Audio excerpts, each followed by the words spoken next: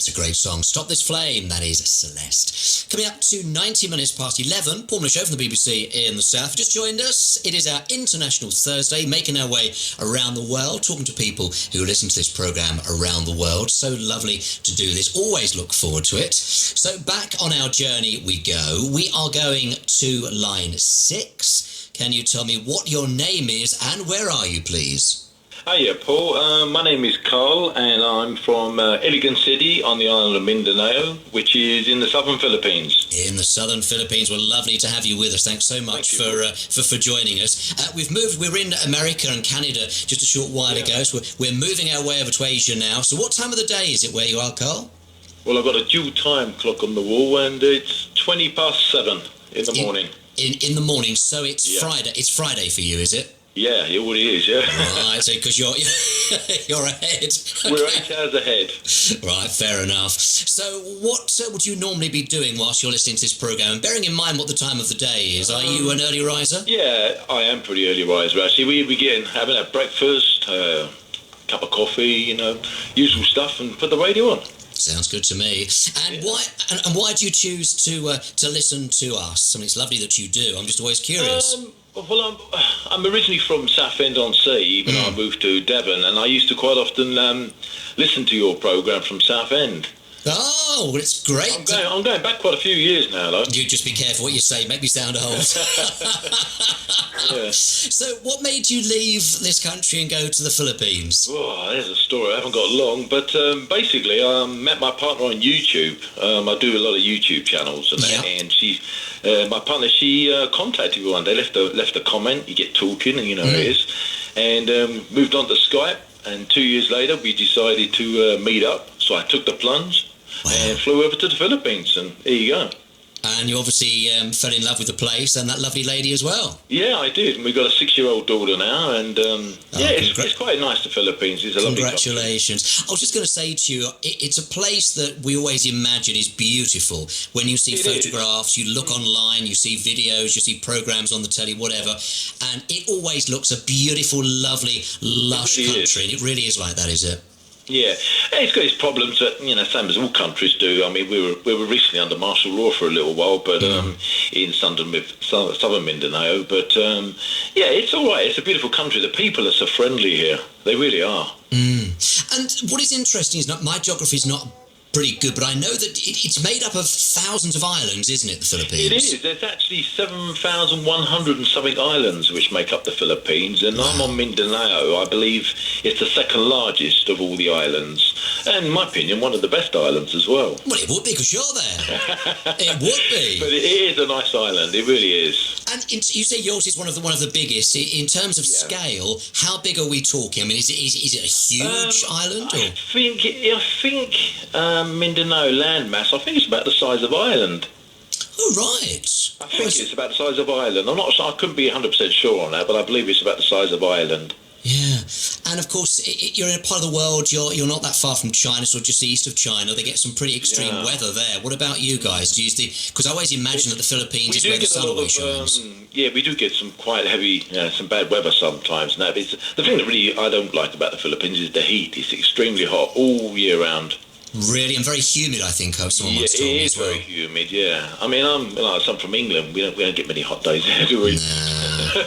So when I first came here, it was a little bit of a shock, the heat. But you do get used to it. It's not that I can't cope in it. I do cope quite well in the heat. I just don't like always feeling sticky all the time, I just imagine that you do eventually climatise, but it's never going to be easy, is it? Because it is so humid and so hot. I mean, I cope all right in the heat. But I think it's a preference, really, Paul. Some people like hot countries, some people don't. Yeah, absolutely. I prefer a cooler climate myself. Sure.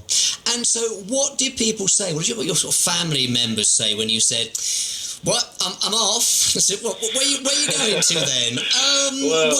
Philippines. It wasn't a planned thing. It really wasn't. I had no plans of staying in the Philippines and that. But it's one of these things that's just progressed. I still got my home in England and that. But it's just one of them things that's progressed, and it's just gone on and on. I mean, I don't know whether I'm going to spend my last days here, so to speak. you just don't know, do you? Take each day as it comes. And Yeah, see absolutely. what tomorrow brings. And you're settled there. You work there, do you? Obviously.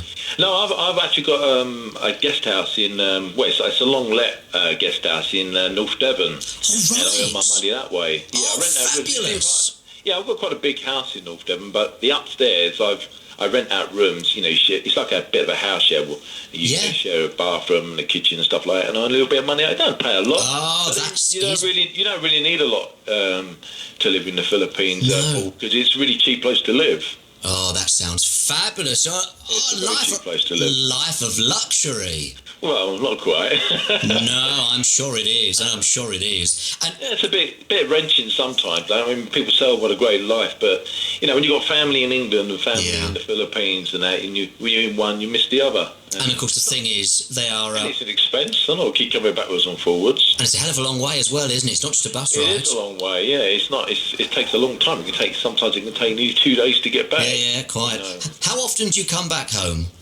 Well, I usually do about 9 months in Mindanao, and then 3 months back in England. I go back to take care of business and my family and stuff I see there, and it's all right. Yeah, it's okay. And when you come back over here, do you think, or does it feel as though you're on holiday, or does it feel as though you've come home for a while? It's a funny experience actually, because I don't actually get many opportunities to talk to other white people. There's no other fluent white people around here speak fluent English. I mean, most people speak English here, which is a big plus. Yeah. But when I feel a bit strange sometimes when I come back and I start talking to my fellow citizen like from the UK. It just feels a bit strange, but you soon get back into the swing of things. Yeah, absolutely. So if I was to come over and see you, apart from the beautiful countryside and the fact that I'd need to bring extra strong deodorant, what would you say, Paul? When you come over, you've got to do this. What is the thing that is the must? We'll visit the beaches, but where I actually live, Iligan City, it's also known as the City of Majestic Waterfalls. And we've got 22 waterfalls here, and they really are beautiful. They really are beautiful waterfalls. And lovely. I've got a YouTube channel, so if anybody ever wants to have a look at the waterfalls, 2 of them are actually on my channel. Yeah, how can we find you on YouTube? Well, my YouTube channel is Carl the Brit in the Philippines. Carl the Brit in the Philippines. Yeah, that's but with a C, Carl with a C. Right. And, it just shows everyday life stuff here, just do a bit of everyday vlogging and stuff, but it does feature the waterfalls, and they are really beautiful, Paul, they really are. Yeah, and of course that's the best way to see them, because when you look at it is. If tourist magazines, I'm a big fan of YouTube. If you're not somebody who travels a great deal, and you can sit there from the comfort, of your own armchair, as they say, and you get to see places you're never likely to go to. Absolutely. And that's what I like about it so much. So what have you got planned for the rest of Friday and for the weekend? Anything? Well, actually, when I was contacted and I wanted to come on your show, I forgot that I'm actually going to Cagayan de Oro, straight from talking to you. It's a 2.5-hour coach trip. I've got to get my exit clearance certificate because I'm coming back to England next month, actually. Oh, right. Yeah. And you have to get this certificate. You have to have this certificate before you're allowed to leave. And I'm not even sure whether my flight will be cancelled because all this coronavirus stuff kicking off at the moment. I mean, this is the thing, and of course, without touch it very, very briefly, but I mean, you're not that far from China. Is it something? I've got to go via Hong Kong as well. This is why I'm a little bit concerned. And of course, problems there as well. Is it something that's very much all over the newspapers and so on there? Yeah, 24/7. Yeah, I can imagine. It's not that far away. A lot of people started wearing masks and that now, I can understand. I'm just going through the motions. Whether my flight's actually going to be cancelled or not, I don't know. But just see how it goes. Well, I hope that it's a big worry for everybody, though, isn't it? Indeed, around the world, absolutely so. It really is. Well, I hope that it does manage to get sorted out for you, and hope that you do have your journey. It's been an absolute pleasure talking to you. Thanks so much for your time. It's been lovely to you and all, boy. It's an absolute honour. Thank you, and it's so nice to have you there. I do appreciate it. Take care and love to the family. And you. All the best, mate. Thank you. Bye-bye now. Bye-bye. There you go. There's Carl in the Philippines, and it does sound nice, doesn't it? Though a bit hot.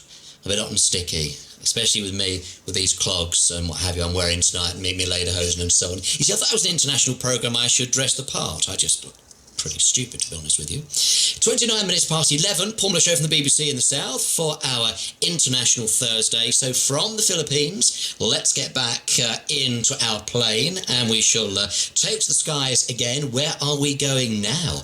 We're going to line 7. What is your name, and where are you, please?